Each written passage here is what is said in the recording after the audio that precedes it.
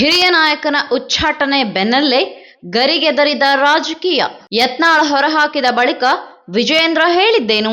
Out ಆದ ಬಳಿಕ ಯತ್ನಾಳ್ ಮೇಲೆ ಬಿಜೆಪಿಗೆ ಸಹನೆ ಬಂತ? ಶಿಸ್ತು ಕ್ರಮವನ್ನು ಸಂಭ್ರಮಿಸಲಾರೆ. ಪಕ್ಷ ವಿರೋಧಿ ಹೇಳಿಕೆಗಳು ಹಾಗೂ ಯಡಿಯೂರಪ್ಪ ಕುಟುಂಬದ ವಿರುದ್ಧ ಬಹಿರಂಗ ವಾಗ್ದಾಳಿಯನ್ನು ನಡೆಸುತ್ತಿದ್ದ ಬಿಜೆಪಿ ಶಾಸಕ ಬಸನಗೌಡ ಪಾಟೀಲ್ ಯತ್ನಾಳ್ ಅವರನ್ನು ಬಿಜೆಪಿಯಿಂದ 6 ವರ್ಷಗಳ ಕಾಲ ಉಚ್ಚಾಟನೆ ಮಾಡಲಾಗಿದೆ. ಈ ಕುರಿತು ಬಿಜೆಪಿ ರಾಜ್ಯಾಧ್ಯಕ್ಷ ಬಿವೈ ವಿಜಯೇಂದ್ರ ಮೊದಲ ಪ್ರತಿಕ್ರಿಯೆ ನೀಡಿದ್ದಾರೆ. ಭಾರತೀಯ ಜನತಾ ಪಾರ್ಟಿ ಲಕ್ಷಾಂತರ ಕಾರ್ಯಕರ್ತರನ್ನು ಹೊಂದುವ ಮೂಲಕ ವಿಶ್ವದಲ್ಲಿ ಅಗ್ರಮಾನ್ಯತೆ ಪಡೆದಿರುವ ರಾಜಕೀಯ ಪಕ್ಷ. ಸಂಘ ಸಂಸ್ಕಾರ ಪಡೆದಿರುವ ಸಮರ್ಪಣಾ ಮನೋಭಾವದ ಕಾರ್ಯಕರ್ತರ ಬೆವರ ಪರಿಶ್ರಮದಿಂದ ಸಮೃದ್ಧ ವೃಕ್ಷದಂತೆ ಬೆಳೆದಿರುವ ಪಕ್ಷದಲ್ಲಿ ಶಿಸ್ತು ತ್ಯಾಗಕ್ಕೆ ಮೊದಲ ಆದ್ಯತೆ ಎಂದು ಹೇಳಿದ್ದಾರೆ. ಅನಿವಾರ್ಯ ನಿರ್ಧಾರ.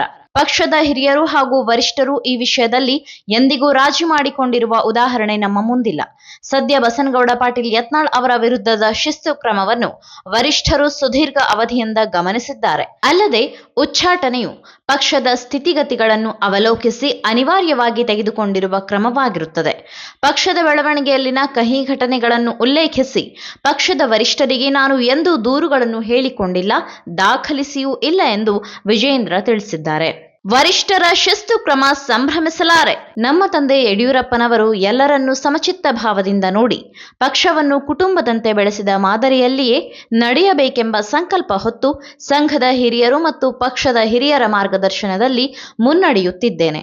ಕೆಲ ದಿನಗಳ ಹಿಂದೆ ನಡೆದ ಕಹಿ ಪ್ರಸಂಗಗಳಿಂದ ಎಂದಿಗೂ ನಾನು ಉದ್ವೇಗಗೊಳ್ಳಲಿಲ್ಲ.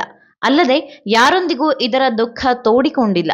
ಸಮರ್ಪಣೆ ತ್ಯಾಗದ ಪಾಠವನ್ನು ಹೇಳಿಕೊಡುವ ಸಂಸ್ಕಾರವಂತ ಸಂಘಟನೆಯ ವ್ಯವಸ್ಥೆಯಲ್ಲಿ ಬೆಳೆದು ಬಂದ ನಾನು ಸಹನೆ ತಾಳ್ಮೆಯನ್ನು ಜವಾಬ್ದಾರಿ ನಿರ್ವಹಿಸುವ ನಿಟ್ಟಿನಲ್ಲಿ ಆಧಾರ ಸ್ತಂಭವೆಂದು ಪರಿಗಣಿಸಿ ಮುನ್ನಡೆದಿದ್ದೇನೆ.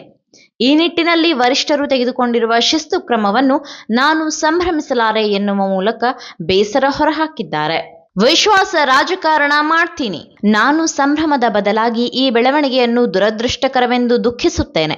ವಿಶ್ವಾಸ ರಾಜಕಾರಣವನ್ನು ಎಲ್ಲರೊಡಗೂಡಿ ಮುಂದುವರೆಸಿ ಪಕ್ಷ ಸಂಘಟನೆಗೆ ಕಟ್ಟಕಡೆಯ ಕಾರ್ಯಕರ್ತರನ್ನು ಅಣಿಗೊಳಿಸುತ್ತಿರುವ ನಿಟ್ಟಿನಲ್ಲಿ ಮುನ್ನಡೆಯಲಿದ್ದೇನೆ. ಭವಿಷ್ಯದಲ್ಲಿಯೂ ನಾನು ನಡೆಯುವ ಹಾದಿಯಲ್ಲಿ ಎಲ್ಲಾದರೂ ಎಡವಿದರೆ ಅದನ್ನು ತಿದ್ದಿ ತೀಡುವ ಅಧಿಕಾರ ಪಕ್ಷದ ಹಿರಿಯರೆಲ್ಲರಿಗೂ ಇದ್ದೇ ಇದೆ.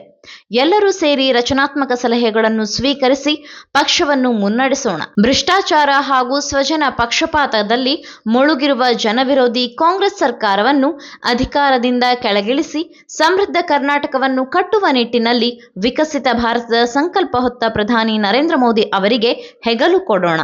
ಪಕ್ಷದ ವರಿಷ್ಠರ ನಿರೀಕ್ಷೆಯ ಗುರಿ ತಲುಪೋಣ ಎಂದು ವಿಜಯೇಂದ್ರ ಅವರು ತಮ್ಮ ಸಾಮಾಜಿಕ ಜಾಲತಾಣದಲ್ಲಿ ಸುದೀರ್ಘ ಪೋಸ್ಟ್ ಹಂಚಿಕೊಂಡಿದ್ದಾರೆ.